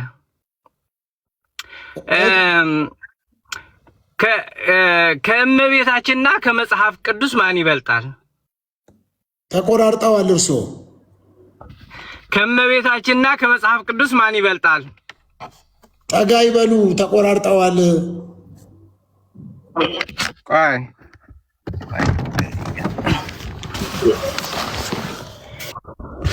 አሁንስ ይሰማል? አሁን ሲወርዱ ይታየኛል ከመኪና። ኦኬ። ከመጽሐፍ ቅዱስና ከእመቤታችን ማን ይበልጣል? የባሰ ተቆራረጡ። አሁን የባሰ ተቆራረጡ። የባሰ መኪና ውስጥ ቢገቡ ይሻላል። ወይም የባሰ ነው የተቆራረጡት። አንተ እየተቆራረጥ ያንተም እንደዛው ያንተም ይቆራረጥብኛል። እኔ ጋር አይመጣም እንደ ድምፅ አንተ ጋር እኔ ጋር ፈጽሞ የእሳቸው እንዴት እንደሚመጣ አላውቅም። ያንተ ግን አይመጣም፣ ይቆራረጥብኛል። እኔ ምን አውቃለሁ? ወይ እሺ፣ ታብታብ ታብታብ ይደረግ። አሁን ተሰሙኝ። አሁን ይሰማል። በጣም ጥሩ። ከመጽሐፍ ቅዱስና ከእመቤታችን ማን ይበልጣል? በቃ አንተ የጠየቀኝ መልሻለሁ። አንተ ደግሞ እንዴ ምን ተቆራርጠዋል? ከእመቤታችንና ከመጽሐፍ ቅዱስ ማን ይበልጣል? ሄርፎን አድርገዋል ወይ? ሄርፎን ካረጉ ሴት ነገር ካረጉ ያውልቁት እሱን። ቆይ እዛች ጋር ልውጣና እዚች ጋር ስወጣ ይሰራል። እሺ አሁን ይገዳጅሽ ሶፊ ቪአይፒ ንገረኝ። ሁለታችን ነው ይሄዱረለት ያቃል። ሶፊ አሁን ሳይሰማም አሁን ማይሰማም በላ ምን ያጠፉም ቪዲዮ ያጠፉ ቪዲዮ ቢያጠፉ እኮ ይስተካከላል። ቪዲዮ ያጠፉ ይስተካከላል። ፕሮግራሙ ዛሬ ሶፊ ጠይቃል እንጂ አይጠየቅም። እንዴት ነው ነገሩ? እንዴ ለምንድን ነው የማይጠይቅ? ከእመቤታችንና ከመጽሐፍ ቅዱስ ማን ይበልጣል? በላይ አሁን ጥያቄው ራሱ የጠየቁኝ ጥያቄ ምን የሚል ነው? ከእመቤታችንና ከመጽሐፍ ቅዱስ ማን ይበልጣል? ያቁታል የሚጠይቁትን ጥያቄ ቪዲዮ ያብሩ። አሁን መጥቷል ኔትወርኩት። ከእመቤታችንና ከመጽሐፍ ቅዱስ ማን ይበልጣል? ምን ማለት ነው? እስቲ ጥያቄው ምን ማለት ነው? ጥያቄ ነው። ጥያቄ መጽሐፍ ቅዱስ እመቤታችን ጌታን የወለደች ከስጋዋ ስጋ ከነፍሷ ነፍስ ከሷ የወሰደው ስጋና ደም እኛን ያዳነበት ነው። ከሷ የተወለደ ነው፣ የተዋሃደ ነው። ለኛ ሲል በእመቤታችን አድሮ ምድርና ሰማይን የፈጠረ ጌታ በእመቤታችን ያደረ ነው። በሷ ያደረ የተወለደ ነው። ከሷና መጽሐፍ ቅዱስ ከተጻፈው እኛ የምንጠቀምበት የምንተዳደርበት ክርስትና የምንጠቀምበት ከሁለቱ የትኛው ይበልጣል ብለህ ትገምታለህ? እኮ በምንድን ነው የሚበልጠው? እስቲ አወዳድሩልኝ። በምን እንዴት በምንድን ነው እኮ በምኑ ነው? አወዳድሯቸዋ። ሁለቱን አስቀመጡና ለምሳሌ ወንድና ሴት እኩል ናቸው ይበልጣል አንዱ ምናምን የሚባል ጥያቄ አለ። እርሶ በምንድን ነው መጽሐፍ ቅዱስን ከቅድስት ድንግል በመንፈሳዊ ህይወት አሁን ለምሳሌ መንፈሳዊነታችን መንግስተ ሰማያት የምንወርሰው ሁሉም ነገር በመንፈሳዊ ወሬ አይደለም የምናወራው። የመንፈሳዊ እስቲ ቪዲዮ ክፈቱ። ቆይ በላይ ቪዲዮ ይክፈቱ። ቪዲዮ ክፈቱ። ምንም ችግር የለም። እሺ ከእመቤታችንና ከመጽሐፍ ቅዱስ ማን ይበልጣል? በምንድን ነው? በእድሜ ነው? በመልእክታቸው ይዘት ነው? በምንድን ነው? ግራ ስለገባኝ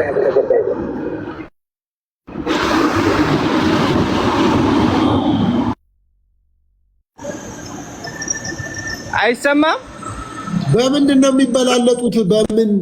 በምንድን ነው የሚበላለጡት ይላል እንዴ? አንተ አሁን ለምሳሌ ከብሉይ ኪዳንና ከአዲስ ኪዳን ብሉይ ኪዳን እንደሚበልጥ ሁሉ ከመጽሐፍ ቅዱስና ከእመቤታችን እንግዲህ መጽሐፍ ቅዱስ ምንድነው? እኛ የምንተዳደርበት ክርስትና ህይወት የምንተዳደርበት እያነበብን መጽሐፍ ህይወታችን መንፈሳዊ ህይወታችን የምንጠቀምበት የእግዚአብሔር የሆነ ነገር የተጻፈበት ነው አይደለም እንዴ? ስለዚህ እመቤታችን ደግሞ ጌታ ያደረባት ጌታ የተወለደባት ከስጋዋ ስጋ ከነፍሷ ነፍስ የነሳ ነው።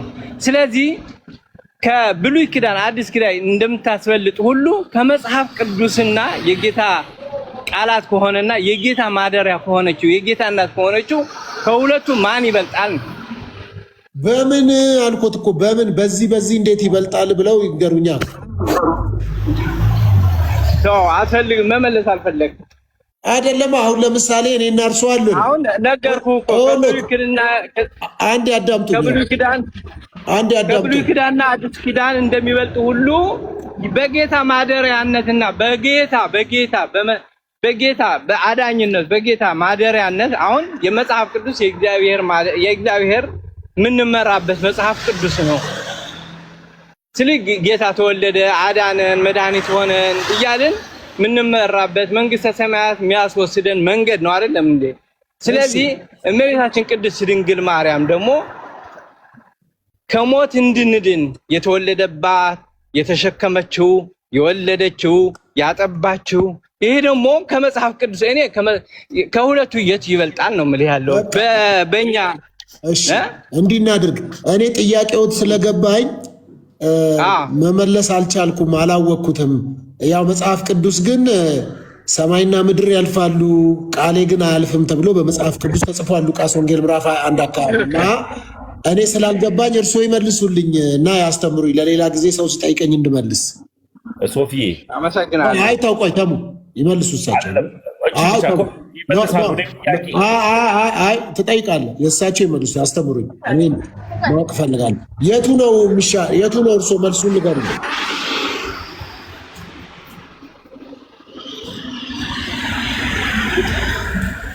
በላይ እየጠበቅኩት ነው።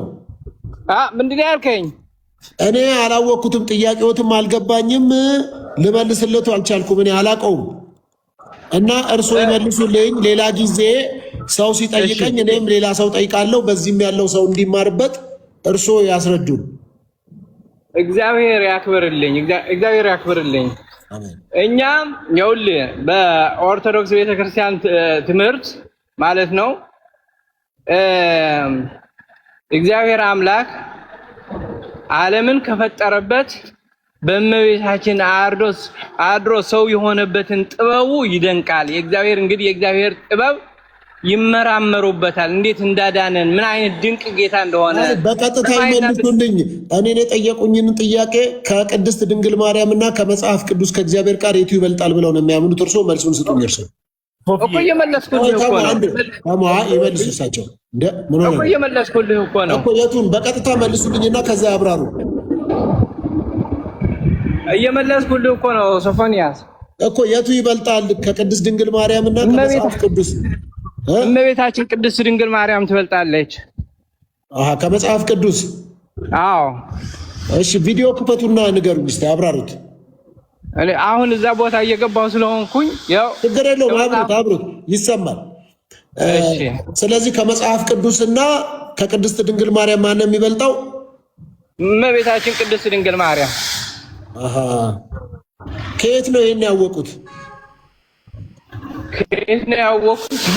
መጽሐፋዊ ጥበብ ነው። መጽሐፍ ቅዱስ በመንፈስ እኮ ነው የምንሄደው አይደለም? በመንፈስ የምትጓዝ ከሆነ እመቤታችን ጌታን የወለደች ከሆነ የጌታ ማደሪያ ከሆነ ያሬዳውያን ሲቀጠለ ተሙ መቀጠል ትችላለህ። ከተመስገን ጋር አውሩ። ቆይ ይቅርታ ሶፊዬ፣ ኦልሞስት እሳቸው እያወሩ ያሉበት የራሳቸው የሆነ መረዳት ሊኖራቸው ይችላል። ሰው የራሱ የሆነ ግን እንደ ኦርቶዶክስ ተብሎ የተናገሩበት ሀሳብ ላይ ነው ልክ ያሉ። ለምሳሌ ያክል እናታችንን ቅድስት ድንግል ማርያምን ያወቁት በመጽሐፍ ቅዱስ ውስጥ በማግኘት ነው። እንደሱ ከሆነ መጥምቆ ዮሐንስና መጽሐፍ ቅዱስ ማን ይቀድማል የሚል ጥያቄ ሊጠይቁ ነው ማለት ነው። መጥምቆ ዮሐንስ እና መጽሐፍ ቅዱስ ማን ይቀድማል የሚል ጥያቄም እና እንደነዚህ አይነት ነገሮች የቤተክርስቲያን ትምህርት አይደሉም። እኔ የመጣሁበት የገባኝ የኦርቶዶክስ አስተምህሮ 4 ነጥብ ረገጥ አድርጌ ስነግርህ እንደዛ ነው። እና ለምሳሌ ያክል እሳቸው ሊሉበት የፈለጉትን ሀሳብ እኔ አልተረዳሁትም።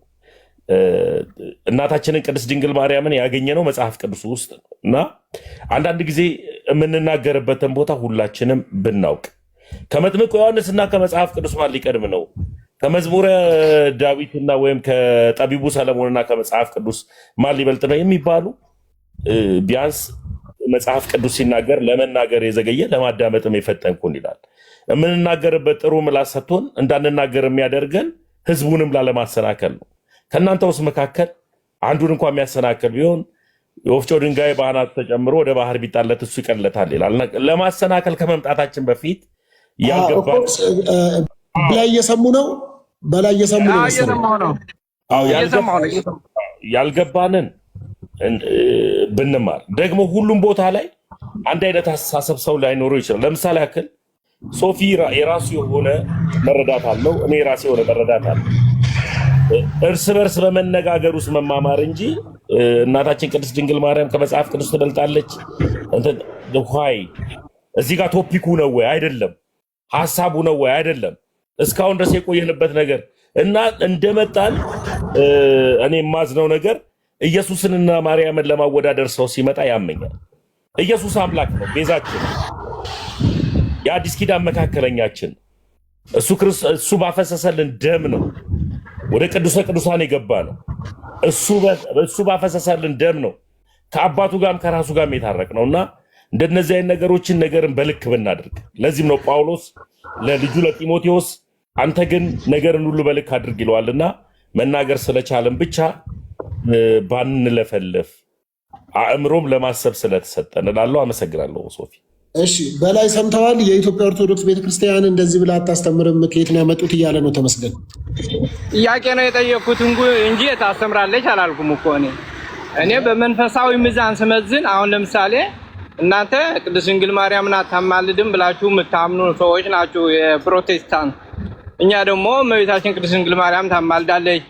ስለዚህ መጽሐፍ ቅዱስ እሺ የየራሱ አካሄድ እንሄዳለን። ገባ? ስለዚህ እኔ ደግሞ ቪዲዮ ክፈቱ አንዴ በላይ አሁንም እድል ልስጦት እና አሁን ስራ እየገባሁ ስለሆነ በኋላ ሲመቸኝ ይገባለሁ።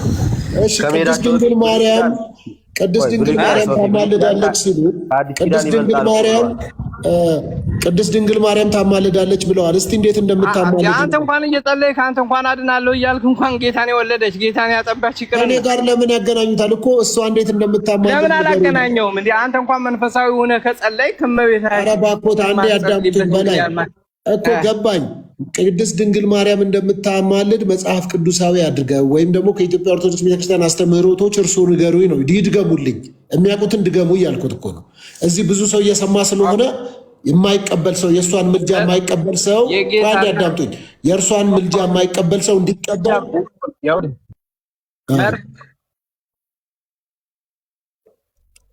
ቀጥሉ።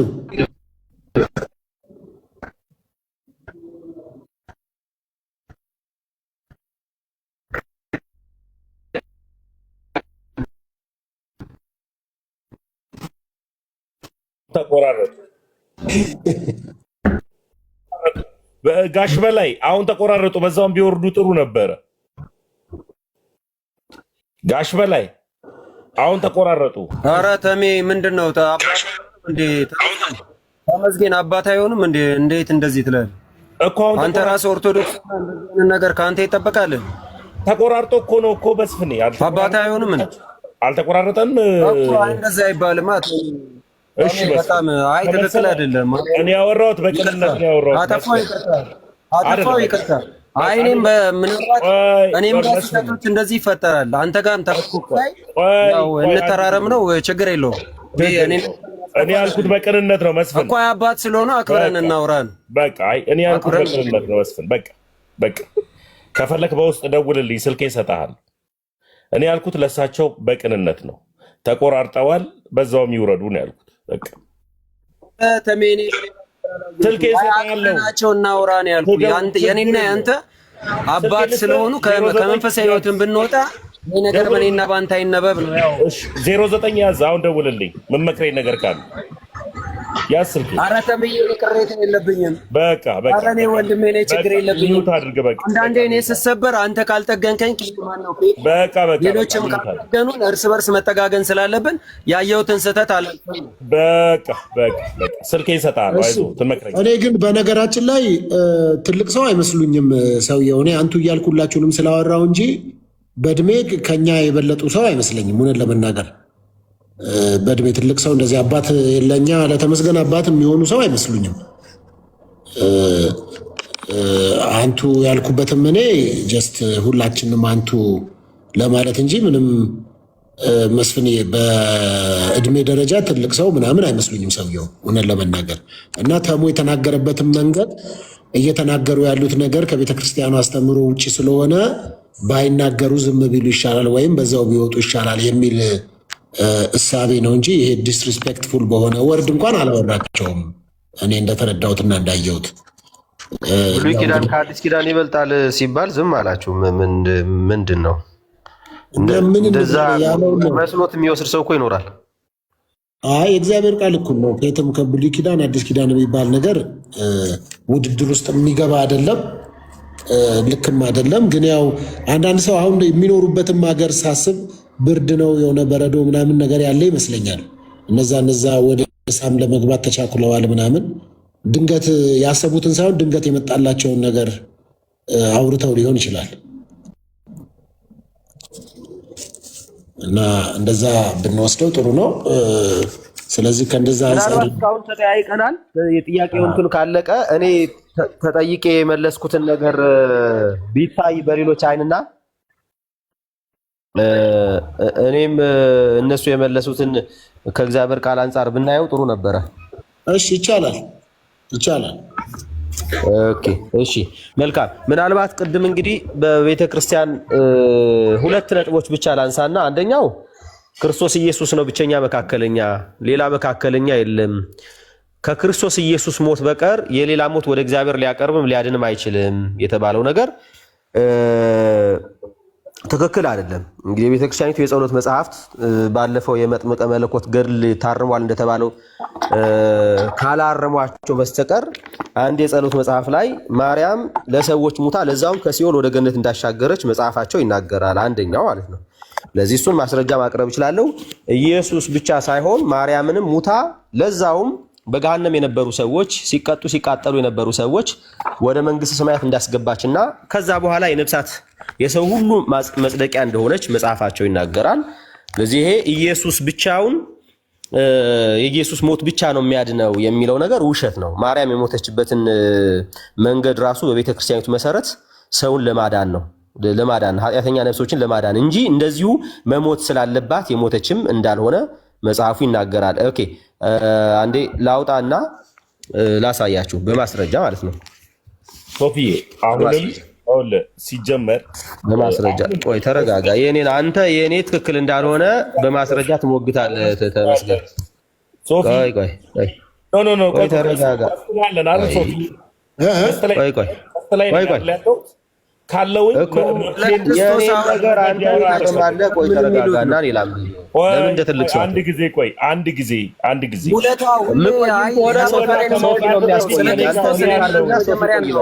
ሶፊ ገዝተን ያለን አይደል እንዴ?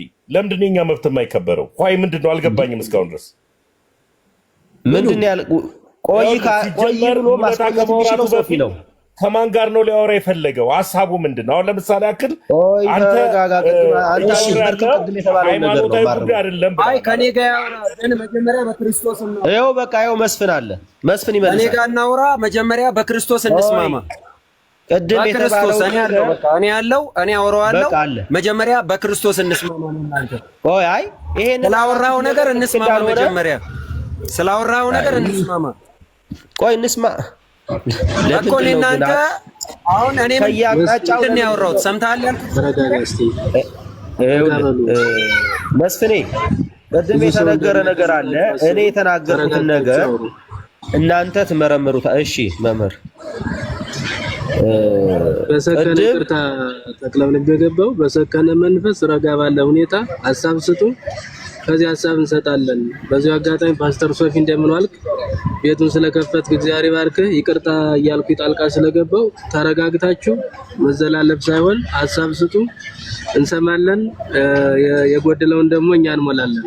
ግን ተደማመጡ፣ ወጪ በሬ አትፍጠሩ። አመሰግናለሁ።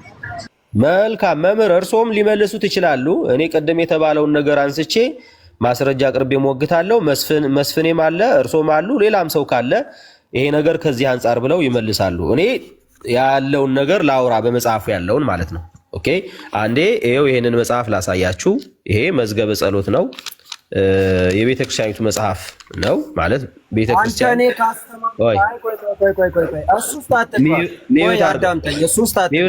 መጀመሪያ ምንድን ነው ያለው?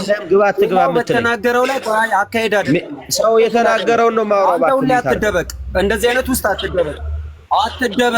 ኖ ትክክል አይደለም። ትክክል አይደለም። ምንድን ነው ያልከው? ሰው በተናገረው እኔ ይኸውልህ አሁን በክርስቶስ ላይ በተናገርከው ትክክል አይደለም። አንተ ለምን አታዳምጥም? ይሞግታል። የራስን ማስረጃ አውጣ። እሱ የኔ ማስረጃ ነው። ከፈለክ በተነጋገርነው ላይ እኔ ምንድን ነው ያልኩ? የኔ ተናገርኩት እዛ ላይ አውራና ጨርስ ልናገርና ሐሳብ ለስን ያልከው አውራና ጨርስና ቢዩት ተናገራ። እኔ አውርቼ ጭጭ አይደለም፣ ምክንያቱም አንተን ነው የምጠይቀው። አንተን እና ትንጫጫለህ። ቤዛ ማለት ይኸውልህ አንድ መካከለኛ ማለት ነው። እጠይቅሃለሁ፣ ጨርስና ተናገር ከሆነ እኔ እጠይቅሃለሁ። አንተን ይኸውልህ እጠይቅሃለሁ። ለምን ይሄን መጽሐፍ እንዳመጣሁት እናገራለሁ። ሚዩት አድርገህ ለምን ሚዩት አደርጋለሁ? አስተካክልና ና ነው የምልህ። እኔ የተናገርኩትን ይኸውልህ፣ እኔ የተናገርኩትን ጀምርና አዳምጠኝ። እኔ የተናገርኩትን ለማፍረስ አይደል የመጣው? እኔ ምንድን ነው የተናገርኩት? አንተ አሁን ያለው መጽሐፍ ላይ ነው ልብ ያለው። እኔ ምን እንደተናገርኩ አልሰማህም። ልታስተላልፍ የገባው ገብቶኛል፣ ግን ሁሌ እንደዚህ አትደበቅ። እስቲ እኔ በተናገርኩት ላይ እንሞግት። እሺ ቆይ ስማ፣ ሚዩት አድርገው። እሺ ይኸውልህ እኔ መስፍኔ የተናገረውን ብቻ አይደለም ያልኩት። ቅድም ልደተ ቃል የተናገረው ነበረ። አንተ የተናገርከውን እመለስበታለሁ። ልደተ ቃል የተናገረውን ኢየሱስ ክርስቶስ ነው ብቸኛ መካከለኛ። አንተም በእርግጥ ብለሃል፣ ግን እሱ ቃል በቃል ምን ብለዋል? ከኢየሱስ ክርስቶስ ሞት ውጪ የሌላ ሰው ሞት ወደ እግዚአብሔር መንግስት አያመጣም አለ። እኔ ደግሞ የሌላ ሰው ሞት በእናንተ ቤተክርስቲያን መሰረት የሌላ ሰው ሞት ወደ እግዚአብሔር መንግስት ያመጣል፣ ወደ ገነት ያስገባል የሚል አንዴ ሙለታ ከሱ ይልቅ ልደተ ቃል ስለሌለ መልስ መስጠት ስለማይችል የልደተ ቃል ሐሳብን መናገር አንችል። ምክንያቱም የለም። አሁን እዚህ ጋር ያለው ማን ነው? መስፍኔ ነው። መስፍኔ ሴም ቲንግ አውርቷል። ይሄንን ተቀብሏል። ልደተ ቃል ያወራው። ስለዚህ መስፍኔ አንተ እንደተናገርከው ብለህ መናገር ይችላል። ምክንያቱም መስፍኔ እዚህ ስላለ መልስ ይሰጣል። ልደት ስለሌለ ምን ለማለት እንደፈለገ አውዱ ምንድነው ሊያወራበት የፈለገው የሚለውን ስለማናውቅ ቀጥታ ከመስፍኔ ጋር ተወያዩ፣ ግን በጨዋነት ጊዜ ተሰጣጡ ሁለታችሁም። ቴንክ ዩ። ኦኬ እሺ፣ መስፍኔም ብለዋል። መስፍኔ ለምሳሌ ይህንን ጥያቄ ልጠይቅህና አይ ካልክ እተወዋለሁ። ይሄ መጽሐፍ መግለጡን እተወዋለሁ። ከክርስቶስ ውጪ የሌላ ሰው ሞት ከሲኦል ወደ ገነት ማውጣት ይችላል?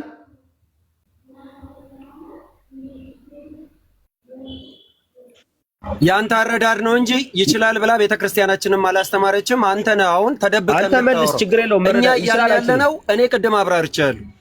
ይችላል አይችልም እየነገርኩ ነው። ከክርስቶስ ልደትም አላለህም፣ እኔም አልልህም፣ ሌላውም አይልህም። ይሄ ያንተ ቅዠት ነው እኮ አልኩ። እኛ እንደዛ አይነት አስተምሮ የለንም። ስለዚህ አይችልም ነው እያልክ ያለው። አዳምጠኛ እኮ አይችልም። ቅድም አብራርቼዋለሁ። የቅዱሳን ጸሎት። ኧረ ተረጋጋ እባክህ ተረጋጋ። ያለ ኢየሱስ ክርስቶስ የዘላለምን ሕይወት መስጠት አዳምጥ። እያብራራሁልህ ነው፣ አዳምጥ። ያለ ኢየሱስ ክርስቶስ የዘላለምን ሕይወት የሚሰጥ የትኛውን ፍጡር አለ ብለን በኦርቶዶክስ አናስተምር። እሺ በቃ ጨረስኩ እኮ ነገርኩህ። የሚችልበት ሂደት አለ፣ እሱንም እኮ ነገርኩህ። ኦኬ የሚችልበት ሂደት አለ። ሰው ሙቶ ሰውን ከገነት ማውጣት የሚችልበት ሂደት አለ። የኢየሱስ ክርስቶስን ስጋና ደም ተቀብሎ ቅድም ነግሬሃለሁ። ስጋና ደም ተቀብሎ ታተመ። በቃ ቆይ አዳምጥ፣ ተረጋጋ። ያለ ኢየሱስ ክርስቶስ ቤዛነት የዘላለም ሕይወት የለም እኮ አልኩ። በቃ እሱ ጋር እኮ ጨረሱ። ምንም ወደዚህ አታድርግ፣ አታሽሞንሙን። ቃላትም አትፈልግ ከኔ ምንም ቃላት አታገኝ። እኔ እያልኩ ያለሁት ድቀተ ኃጢአት ቢኖርበት አሁን ስጋና ደሙን ሲወስድ በውስጡ ያለ ኃጢአት የረሳው ኃጢአት ቢኖር የቅዱሳን ጸሎት ይረዳዋል ነው በቃ እንጂ ያለ ኢየሱስ ክርስቶስ ቤዛነት ዓለም አይድንም። በቃ የሐሳት ነው የፈለገ የፍጡር ጸሎት። እሺ ተረጋጋ፣ አዳምጠኝ። ተረጋጋና አዳምጠኝ። ከሲኦል አንተ ራስ አስገብተው የጻፍከው ካልሆነ በስተቀር ያለ ኢየሱስ ክርስቶስ ስጋና ደም ማንም አያወጣም። አንተ ራስ አስገብተህ አንተ ራስ ኤዲት አድርገህ ያስገባው ነው።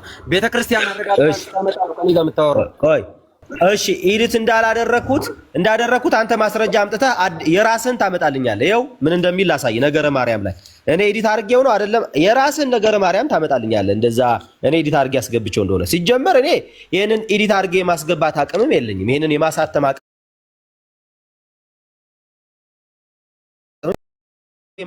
አቅምም የለኝም። ይሄንን የማሳተም አቅምም ቆይ ተረጋጋ። ፕሊስ ምን ሆነህ አንተ? ሚዩት አድርገው በቃ ተረጋጋና እንትኑን ላውጣው። ይሄ የጸሎት መጽሐፍ ቋራ አላረግልህ። አይወልቆ ያዳምጠኝ። ይሄ የጸሎት መጽሐፍ እንጂ የትምህርት መጽሐፌ ነው ብላለች። አንተን ነው የምጠይቀው ነው የጸሎት መጽሐፉን ምን ታደርገዋለህ? ይሄ የጸሎት መጽሐፌ ነው ምን ታደርገዋለህ? ይሄን ለክርክር ተጠቀምበት ብያለሁ እንዴ? ሚዩት አድርገህ ምንም አይነት ነገር አታገናኘ። ከዋሻ ውጣ። አሁን ከዋሻ ከመደበቂያ ውጣና ከኔ ጋር አውራ። በክርስቶስ አይደል የፈለከው? ና ውጣና አውራ። ሚዩት አድርገው ፕሊስ። ይሄ አሁን አንተ መደበቂያ አትደበቅ። ውጣ።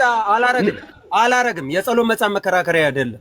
አላረግም። እሺ አንተ እየጮህ ቢሆን እኔ አነባዋለሁ። ጩና እኔ አነባዋለሁ። አቅም ከሌለ አትለፍልፍ። አንተ ጩህ። አቅም ከሌለ አትለፍልፍ። ይሄ ጸሎት መጽሐፍ ነው። ጸሎት የሚደረግበት ነው። ጸሎት ደግሞ ከእግዚአብሔር ጋር መገናኛ። ይሄ አስተምሮ መጽሐፍ አይደለም። እኔ አልሰማም ነው። እኔም አስተምራለሁ፣ አንተም አስተምር። ጸሎት መጽሐፍ ማለት ከእግዚአብሔር ጋር የምንገናኝበት ከዚህም በኋላ ሰብስበን ከእግዚአብሔር ጋር የምንገናኝበት እግዚእነ ኢየሱስ ክርስቶስ ለቤታችንን ተምሮ መጽሐፍ አይደለም። የጸሎት መጽሐፍ ማለት የሉተር መጽሐፍም አይደለም ሲጀመር። ስለዚህ የጸሎት መጽሐፍ ማለት ያው በተመሳሳይ ማለት ነው። የጸሎት መጽሐፍ የተወሰነ ቦታ ይፈልጋል፣ ከእግዚአብሔር ጋር መነጋገር ይፈልጋል። ብዙ ነገሮችን ያካተተ ነው። በንጹህ ሕሊና የምንቀበለው ነገር ነው ማለት አስተምሮ መጽሐፍ ያደረገኝ የሶፊስት ነው። እኔ ጋር ከፈለክ በመጽሐፍ ቅዱስ እኔ መስላለሁልህ። በመጽሐፍ ቅዱስ አንተ እናት ወልዳለች፣ እናት ወልዳለች ነው። እኔ እናንተ በመጽሐፍ ቅዱስ ናውጣ። አትደበቅ፣ ዋሻ ዋሻ አትጫወት። ስንት ተማምልጥ አባቴ ናቸው። ቅጥል በል አባቴ ናቸው። በረከታቸው ያድርግ። ተክለ ሃይማኖት የጻድቅ ሰው ጸሎት በስራው እጅግ ኃይልን ታደርጋለህ። ኃይል አለው። ተክለ ሃይማኖት አንተ እንኳን ከፍለህ ገስታውስ አንተ ከፍለህ አይደለ እንዴ ገስታውስ ሄደህ